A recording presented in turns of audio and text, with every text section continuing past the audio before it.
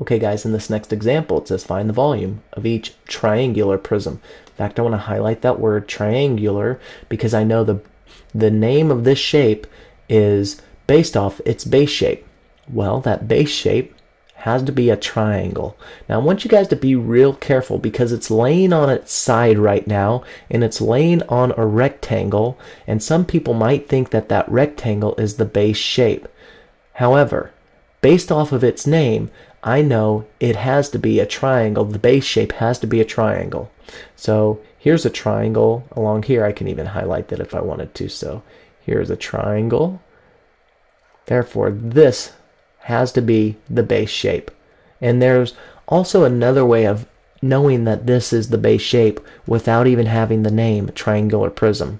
And the way that you can tell is, well, I see one triangle here, and parallel to it on the opposite side of the shape there's an additional triangle, and they are congruent to one another. They're identical. And if I were to tilt this so that it's standing on one triangle, then I know that, well, this shape, the identical shape, is directly above it.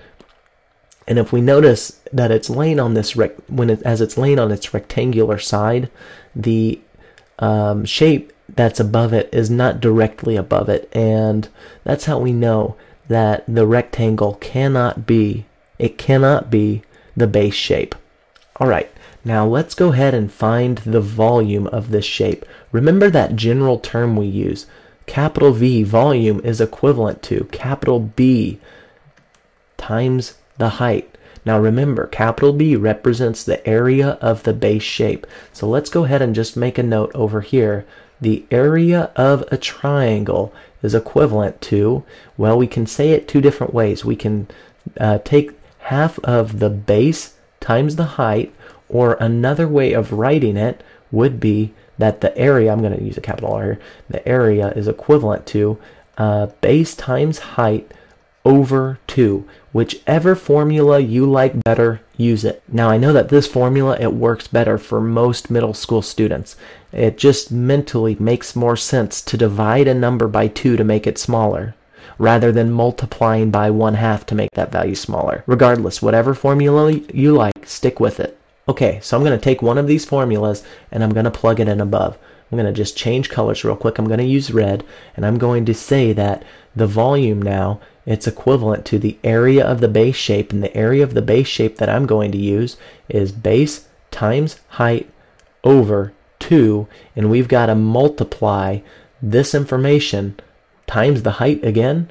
Yes, don't forget, we're taking the first layer, that triangular layer, we're finding that area, and then we're stacking it layer by layer by multiplying by the height, and that will give us the volume. So we've got to re-multiply this information times the height. Okay, so now it's time to actually, let's go ahead and just fill this formula in before we even deal with this formula here. So the first thing I'm going to do is plug in a value for the base. Well, the base of this triangle, that's the first thing I'm trying to figure out. Well, I can use 3.9 here as the base, and that's what I'm going to use. So I'm going to use parentheses and use 3.9 as my base side here, and I'm going to multiply that by the height, which is 1.3 meters, so times 1.3, and we're going to divide this information by 2.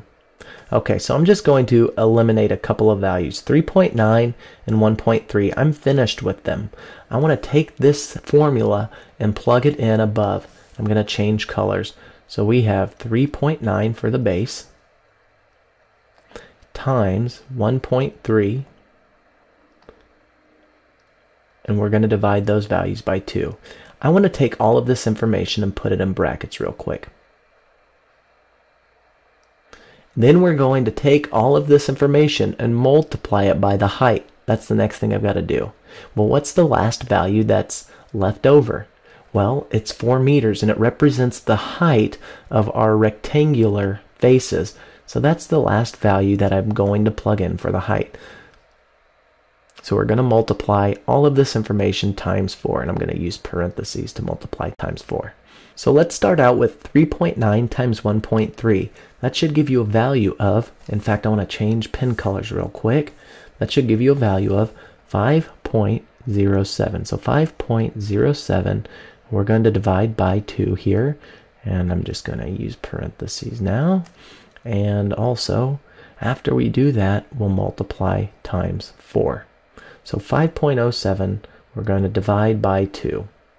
That's going to give you a value, let's change colors one more time, of 2.5, and I'm going to estimate some 54 here. Okay, so we're going to take 2.54, and we're going to multiply it by 4. All right, we need a little bit more room. So I'm going to scroll up, and we're going to multiply 2.54 times 4. And that should give you a value of 10.16.